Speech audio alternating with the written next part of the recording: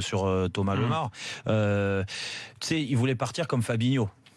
Mais lui, ça ne l'empêche pas d'être à Monaco et d'être appelé en sélection. Fabinho, c'est vrai que ça a été c'est un frein pour lui pour l'instant, la sélection brésilienne. Oui, pourquoi ce serait un frein? Parce que Monaco, ils étaient en demi-finale de Ligue des Champions. Mais il y a des réflexes parfois qui sont un peu idiots. Exactement. Toi, tu le vois d'ici. Le sélectionneur brésilien n'est pas con quand même. Oui, il est pas con, mais il y a des réflexes parfois. Moi, je vais pas te dire qu'il a raison. Je vais juste te dire que je ne sais pas t'expliquer pourquoi, mais il n'empêche que Tite a fait passer le message. Si tu veux jouer en équipe de Brésil, va au PSG. Je te dis pas qu'il a raison. J'ai même du mal à expliquer réellement pourquoi. Ton argument, il s'entend. Ils viennent d'être champions, et pourtant c'est ça. Alors est-ce que l'autre considère que Monaco c'est plus? J'en sais rien. Je sais pas. Certainement. Le réflexe c'est comme ça. Et puis après, il y a aussi du côté des Brésiliens, quand tu es au PSG, c'est une histoire d'amour, les Brésiliens et PSG. En plus il y a un truc. Ça joue. La cote de popularité là-bas. Exactement. Elle est énorme. Il va jouer avec Neymar. Tout de même sur Lemar. On a vu passer pas mal de gens en équipe de France qui sont arrivés, qui ont fait, qui ont flambé. On est les premiers à dire souvent dans l'after. Attention à l'enflammade, sortons les extincteurs. Il nous manque d'ailleurs un extincteur dans notre décor sur BFM Sport, Daniel. On doit le compléter. Donc, Lemar, on l'a vu en club, on connaît le potentiel du gars, ce qu'il nous a déjà montré.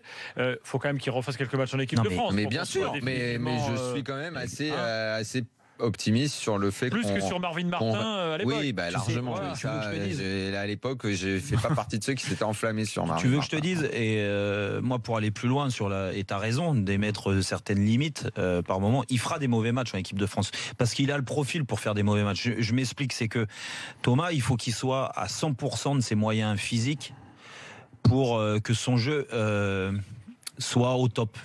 Il a besoin d'être toujours en mouvement comme il a été. J'aimerais bien voir le nombre de kilomètres parcourus par Thomas sur le match de ce soir, mais je peux te dire que c'est énorme. On a vu des stats là, 55 passes, 3 tirs de but. Bon. Oui, non, mais après, en termes de ballons touchés, c'est sûr que 81 ballons touchés, c'est très bien.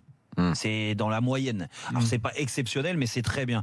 Après, il met 2 buts. C'est pas forcément le rôle où on l'attend, mais bon, tant mieux pour lui parce que ça confirme le fait qu'il ait senti les coups et qu'il soit toujours en activité, du moins dans le rythme du match. Mais tu vois, quand je te dis que il peut pas toujours être à 100% de ses moyens physiques. Tous les footeux, on est comme ça. Dire pendant 3 mois, 6 mois, tu vas être top, et puis après tu vas avoir une petite blessure, tu vas avoir un coup de fatigue, tu vas être moins bien.